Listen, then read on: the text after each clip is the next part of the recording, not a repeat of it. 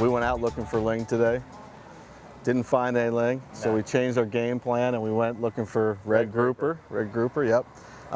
Didn't find any amberjack. Didn't find any red grouper, but boy, we found a load of red snapper. And I have to ask you, is that normal here in Mexico Beach?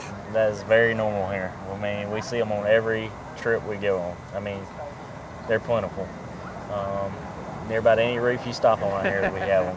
Whether it's 4 miles offshore or 40 miles offshore, they're there. Better one. Woo, that's a pretty fish. Look at that. Yeah, buddy. That's about 2 hours. She's about 2 hours away from being 20 pounds. That's the story. Got that. Been a while since I had a good tug. There we go. Well, there he is again. Yep. Oh, it's a pretty one, man. Healthy. Nice healthy. And it's, boy, that's a beautiful fish. Be able to bring something like this up, you know, when you're not able to put it in the box. It's just, there's so many of them. Another one goes free. I think that you guys are getting robbed of a resource is what I think. You know, everybody I talk to in the Gulf and throughout the region is talking about how you're tripping over red snapper. And you know, everybody thinks of it as a state or a local problem, but it's really bound by federal law. You know, you've got this red snapper population is growing and getting better, and you've got a better resource, yet this federal law and the lack of data collection at the federal side is costing you a valuable resource. Right. And you know, it's strange for people to understand. We see this problem in other regions as well. You've got a red snapper population that's building really, really nicely, and you don't have access to it. We've got other folks in the Northeast and Mid-Atlantic who have gone through the rebuilding process. We've lost a lot of business from folks going through the rebuilding. Now it's at a rebuilt status, and you still don't have access to it. Right. So it's really a shame. Yeah, I know it's definitely hurt us as far as tourism, getting people down here. Short season, it's tore up the industry as far as our side of it, and probably hotels and everything. Oh, absolutely. I mean, you're talking about a huge industry and a huge economic driver in this country. Right. And a lot of folks, I'll tell you, folks outside of Florida, well, a lot of folks, you look at the tourism commercials and everything that are run, and everybody thinks about these game fish and tarpon and snook. But, you know, red snapper, grouper, these are fish that just drive the economic, you know, engine in each of these towns. And we're here along the Forgotten Coast and the Panhandle especially. It's an important fish for people coming down from Alabama or Georgia, spending their tourism dollars. They want to come out, they want to catch some fish, and they want to bring them home and eat them. Right, a little bang for them. It's not just a matter of going out and catching a couple of fish. The recreational fishermen in America are a huge economic force. You know, you're driving the economy, like you said. Hotels, restaurants, people come to the shores, you know, to relax, and they go fishing. It's right. A huge, huge lifestyle. It's one we got to fight to protect it. Problem that you guys are down here, you're experiencing what happened in the Northeast and the Mid-Atlantic first. It's on a rebuilding trend. So you continue to lose access as it rebuilds with the promise that once it gets rebuilt, you're going to have access, but you never get that access back again. You get used to what you got. And then it keeps ratcheting back, because the way the data collection is every year, then if you get to this rebuilt threshold, then they don't want it to go into the rebuilt. It's got to stay at that threshold. So it'll be the biggest snapper population you've ever seen in generations. Yet you're never going to be able to dip below it. It's always got to stay there. So data collection comes back and shows an anomaly. You guys overfished by 30%. Then you've got to pay that back on next year. It's ridiculous. JBP Marine in Panama City is now a certified SeaDeck fabricator. SeaDeck offers a safe and comfortable alternative to your boat's molded-in non-skid. Made in the USA, SeaDeck can be fully customized to fit your boat's decks, floors, gunnels, and more. Our local certified SeaDeck fabricators can template your boat, digitize and cut your SeaDeck mats, and install your SeaDeck kit. Visit SeaDeckSource.com for more information about SeaDeck or to get an instant SeaDeck estimate. JBP Marine and SeaDeck, one product, endless possibilities. This is one of our new baits. It's actually designed somewhat after some of the bass style lures. And when I first got it, a gentleman, his name's Paul Stark, who designs a lot of baits and works with a lot of the Bass Pro guys, had we had talked about making a swim type lure where they're very popular, and I like to fish a jig head, so I set it up where I could fish it with the screw lock. However, I can stick a jig head and there's plenty of meat in it before it gets to the insert that creates this cavity here. It's got the slot in the top like many of the weedless style baits do, so this hook point can lay right down there and I don't have to stick it back into the plastic and fish it through this heavy, thick grass. Sunjammers and Hobie Kayaks provide the ultimate lightweight fishing platforms that will offer anyone what they need when it comes time to hit the water. Hobie Kayaks' commitment to innovation, quality, and owner satisfaction is unparalleled in the industry, and the service and selection provided by Sunjammers Watersports is top-notch. So when it's time for you to go kayak fishing, there's only two names you need to remember: Sunjammers Watersports and Hobie Kayaks. Sunjammers Watersports is located on the west end of Panama City Beach and online at sunjammers.com. I'm Captain Todd Jones from PanamaCityInshore.com, and our snapper season is in full swing right now. We just started the 23rd of May, and there's no shortage of snapper anywheres out here.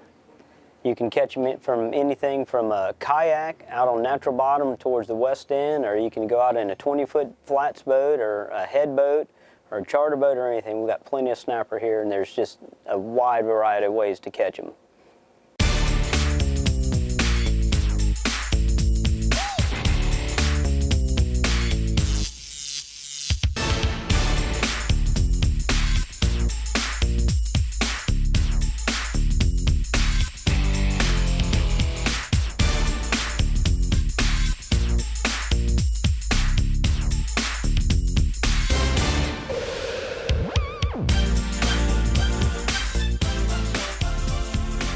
There's probably as many different ways to catch snapper as there are places to catch them out here in the Gulf. My go-to rig is probably going to be for your average everyday use is just a typical Carolina rig. You're going to put about, I use a little bit longer leader than a lot of people. I use probably about a 6-foot leader, maybe even a little bit longer, depending on how the snapper are acting, if they're a little shy or not. And with a circle hook, and the circle hook itself, as far as the size, is going to be more dependent on what kind of bait you're using and the size of bait. That's really what's going to determine that size of a hook. If it's a smaller cigar minnows that you're fishing with, you're going to go down to maybe a 4/0. If it's big cigar minnows or big sardines or something like that, you may go all the way up to a 7 or an 8/0. But that Carolina rig is pretty much a standard go-to rig for that. What I'm going to do right now is I'm going to rig a standard Carolina rig. With that, I'm going to put this 6-ounce lead on, because the current has been, with all these storms and stuff, the current's been pretty strong. So I'm going to put this 6-ounce egg sinker on here. Then I'm going to go with a small swivel, and on the swivel, what I like to do, the knot that I like to use on this is I just use a Palomar knot. You're going to double the line up, put it through like this. So you got your loop, you got this right here. You're going to make you a loop like this. You're going to pass through the loop. So now you basically just have a overhand knot with that double. Okay, you're going to pass the swivel through it, pull it tight, and then it comes up onto itself like this. And you've got a double grip on that. That's called a Palomar knot. Real easy, simple to tie. Cut your tag ends off right here. And with these tag ends, you really, I see people all the time that have big tag ends hanging off. Well, the thing with that tag end is when you're dropping, especially say you're dropping down to 100 feet.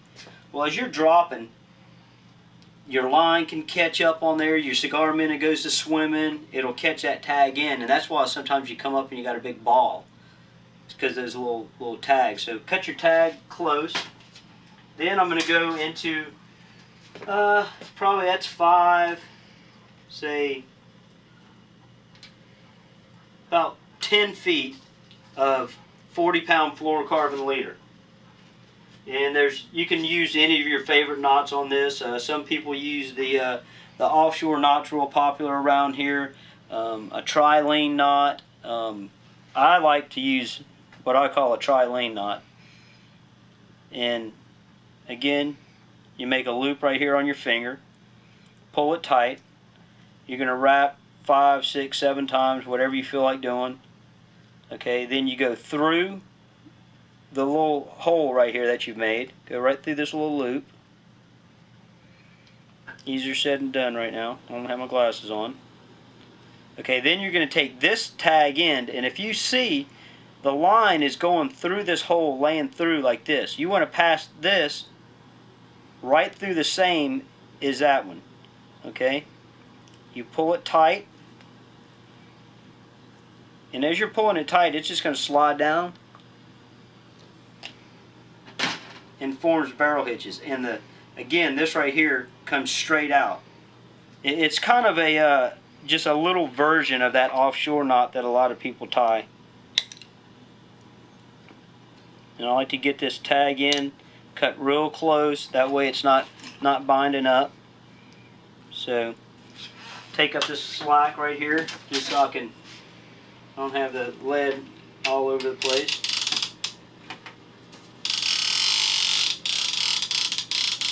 Fill it up so it's not banging around.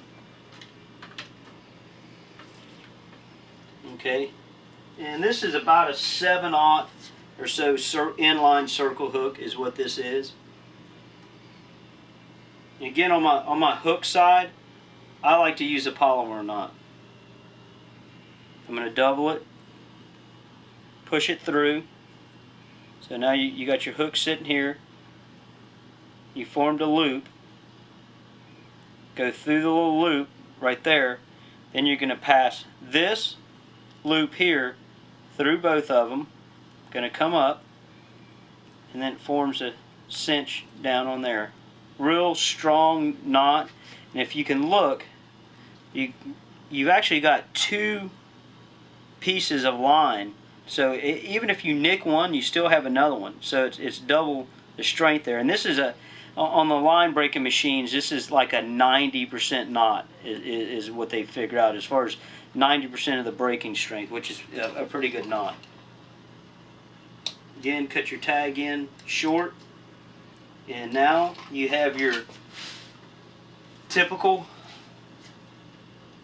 Carolina rig right here. You can fish a live cigar minnow with this. You could fish a dead herring or a dead sardine, even a big piece of cut bonita. It works really well for snapper. Filleted piece of Spanish mackerel works good. And you think to yourself, now what do I do with all this line right here? How do I store this? Well, let me show you a simple way to store this. You're going to lower your lead. I still got my clicker on so it doesn't go out of control. I'm going to lower my lead down about like this. I'm going to start with my hook. Take your hook, put it right here on the side of your guide. You really don't want to hook your guides right here because that can nick them and then in turn nick your line. I'm going to go ahead and close my my line there, lock it up. Okay, now you're going to start with the hook. You're going to wrap. And as I'm doing this wrapping right here, I'm starting to take up on the lead. Well, I'm going to go right past this swivel right here, and the reason being is, okay, and you start with the hook so that you can tighten up. Okay, so you're tightening this up right here. Well, if you're driving around in the boat and stuff, this will be slamming and stuff. So to prevent that, you take this lead, spin it around right here. Now it doesn't go anywhere. Just to make your boat a little safer, a little less stuff bouncing around, and that's your typical, or my typical Carolina rig for snapper fishing. But this rig also works great for amberjack fishing. You can put a piece of squid on it, drop all the way to the bottom, and catch beeliners with it also, a vermilion snapper. Another rig that I like to use while snapper fishing is what we call a knocker rig. The knocker rig is going to be just about, and I'll usually fish these knocker rigs on a big spinning rod like this. If you get the bigger snapper coming up in the water column and stuff, or even not, as you're fishing and maybe chumming a little bit or something like that, the snappers start coming up, you can take this rig right here. Again, you got you a circle hook, piece of 40-pound fluorocarbon, and this is probably about 8 foot long. I got a 1 ounce lead here, and it goes all the way to the hook. You just take and get you, what I like to fish these with is really a dead sardine or a herring or something like that. You just hook it, nose hook it, flip it out there behind the boat, and just kind of let it go down in the current. And you're just kind of letting that thing just drift down. It's not very far down. You can go all the way to the bottom with it. You can free line it some, or you can put it in gear and set the rod holder in there, and the snapper will come up and get it. And when you're out there snapper fishing, you may as well maximize your opportunity and use try to put out a flat line for a king mackerel. This is my typical king mackerel rig right here. I have a Penn Spinfisher V 5500 spinning reel with a medium action. Actually, it's the same rod as I snapper fish with. It's just in the spinning rod version. This is a Rampage 30 to 80 spinning reel or spinning rod right here. And it's got a nice flexible tip there, so you get plenty of action. This is loaded with a 50-pound braid, Power Pro braid, and I'm going into right in here to a 40-pound fluorocarbon leader.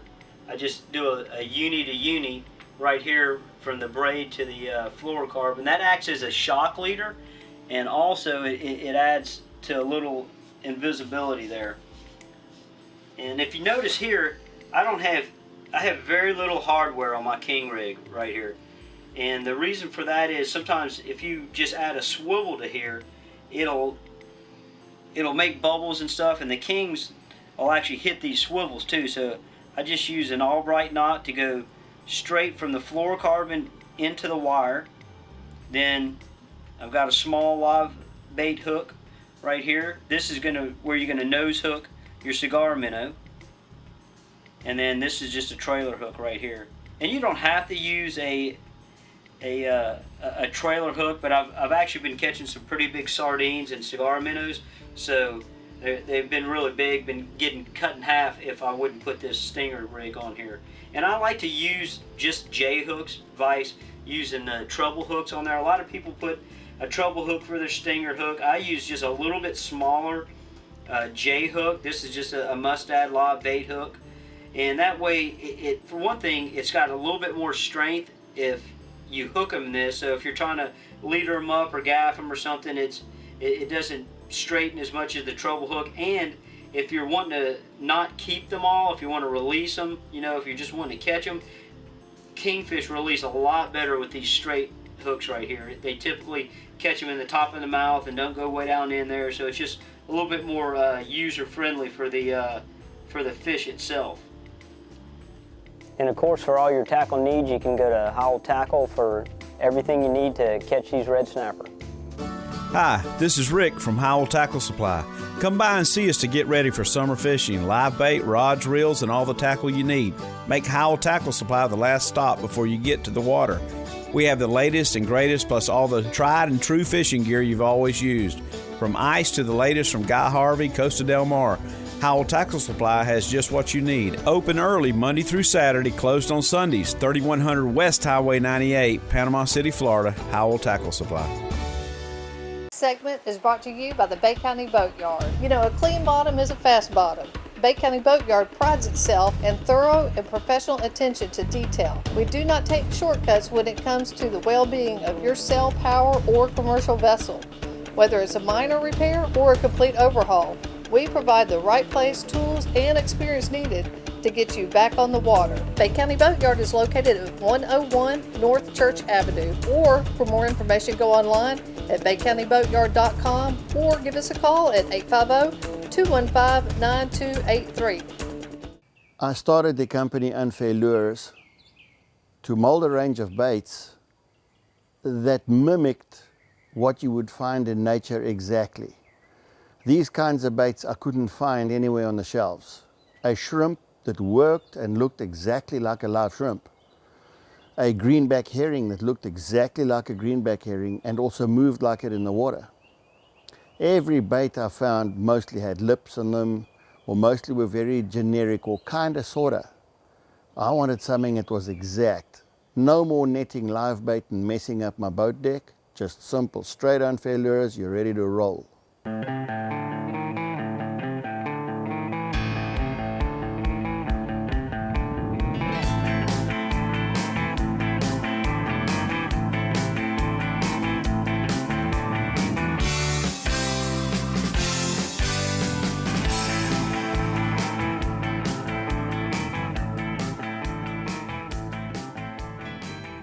When I started molding unfair lures, I looked at critical components not found on other baits. I added a swivel onto the front of an unfair lure, which is a 95-pound stainless steel swivel, which we are the patent holders of. This swivel with all-day fishing undoes the line twist for you and also gives you a different vantage point every time that you operate the plug. So the little lure scoots up and down, forwards and backwards, thereby eliminating the need for a lip. On the underneath side of our unfair lures, you'll notice too that we have a 3-dimensional bleeding gill. And as you operate the lure through the water, the turbulence in the water actually makes the gill filaments breathe almost like a spent bait. And then, to make sure that you do well with your product, unfair lures come with an outside barb hook, which is a new style treble hook that we've developed, with an inside cutting point.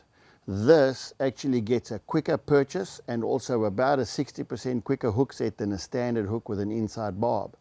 Also very gill friendly. If you hook a fish around its gill rakers with our lures, you will not slice off the rakers with a barb point on the inside, but this is a catch and release friendly hook, yet will actually hold on to your fish better than a standard design hook.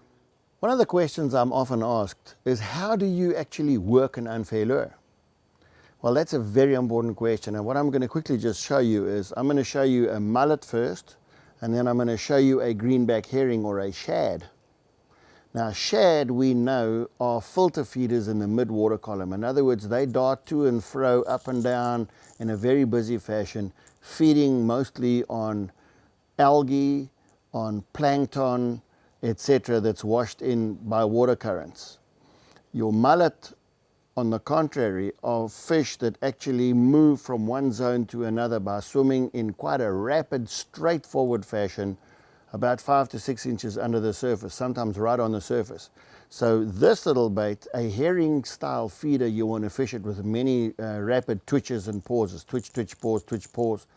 Your mullet style lure, you want to reel a steady speed, you want to vary the speed, but you do not want to twitch this bait too much, because a mullet doesn't swim that way. So you swim him with a steady speed and then give him the odd twitch, he just blows up, and then you work him and you blow him, you know, every, say, yard and a half, give him a twitch.